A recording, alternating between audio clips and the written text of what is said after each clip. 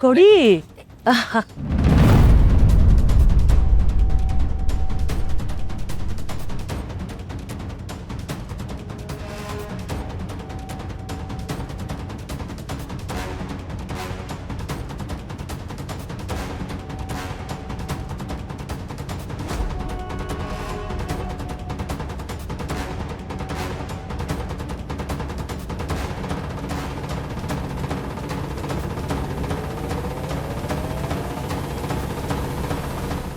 ಅಯ್ಯೋ ನನ್ನ ತಾಯಿ, ನಿನ್ನ ಕೈನಾಗೆ ಒಳ್ಳೆ ಬೆಳಕೈತೆ ಕಣವ.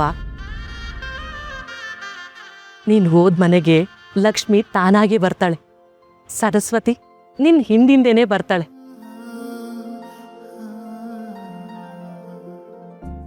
ನಗು ಶಾಶ್ವತವಾಗಿರುತ್ತೆ, ಇನ್ನು ನೆಮ್ಮದಿಯಂತೂ ನೆಲೆಸುತ್ತೆ.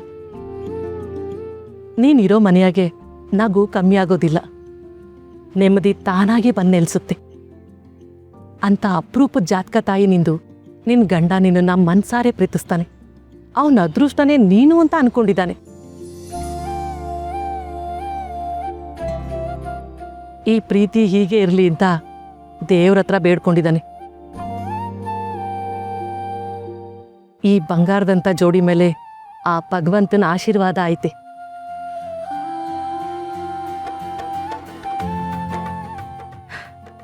ಕೈ ಬಿಡದೆ ಜೊತೆಯಾಗೆ ಬದುಕೋ ಯೋಗ ಕಾಣ್ತೈತೆ. 100 ಕಾಲ ಚೆನ್ನಾಗಿರ್ತೀಯ, ಮುತ್ತೈದೆಯಾಗಿ ಬಾಳ್ತೀಯ.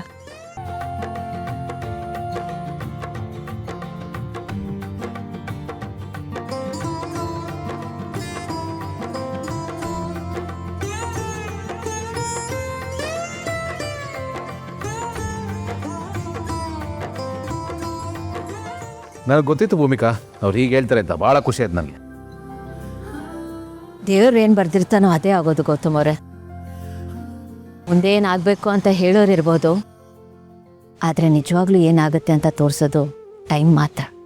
ಕರೆಕ್ಟು, ನೀವು ಹೇಳಿದ್ದು ನಿಜ ಇರ್ಬೋದು, ಬಟ್ ಅವ್ರು ಹೇಳಿದ್ದು ಏನೋ ಒಂಥರ ಪಾಸಿಟಿವ್ ಆಗಿತ್ತು. ನನಗೆ ಅಷ್ಟು ಸಾಕು. I am happy. ನೋಡೋಣ.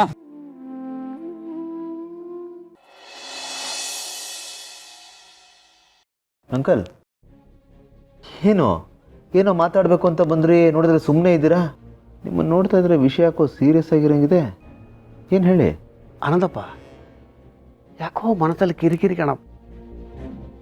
ಅಲ್ಲ, ಎಲ್ಲ ಮುಗೀತು, ಸರಿಯಾಯಿತು, ಒಂದು ಹಂತಕ್ಕೆ ಬಂತು ಅಂದಾಗ ಇದ್ರ ಹಿಂದೆ ಏನೋ ನಡೀತಿದೆ ಅಂತ ಅನ್ಸೋಕ್ಕೆ ಶುರುವಾಗಿದೆ ನನಗೆ. ಅಲ್ಲ, ನಮಗೆ ಕಣ್ಣಿಗೆ ಕಾಣದೆ ಅದರಿಂದ ಏನೋ ನಡೀತಿದೆ ಅನ್ನೋ ಫೀಲಿಂಗ್ ಬರ್ತಾ ಇದೆ ನನಗೆ. ಅಂದರೆ ನೀವು ಯಾವ ವಿಷಯದ ಬಗ್ಗೆ ಹೇಳ್ತಾ ಇದ್ದೀರಾ? ನಮ್ಮ ಶಕುಂತಳ ಜಯದೇವ್ ಹತ್ರ ಸಿಗ್ನೇಚರ್ ತಗೊಳಕ್ಕೆ ಹೋಗಿದ್ಲಲ್ಲ, ಗೊತ್ತಲ್ಲ ಅವನು ಕಿರಾತಕ ಕೌರವೇಂದ್ರ. ಒಂದೇ ಒಂಚೂರು ಜಗಳ ಆಡಿಲ್ಲ ಅಂತ ಕಣೋ, ಒಂದೇ ಒಂಚೂರು ತಕರಾರು ಮಾಡಿಲ್ಲ.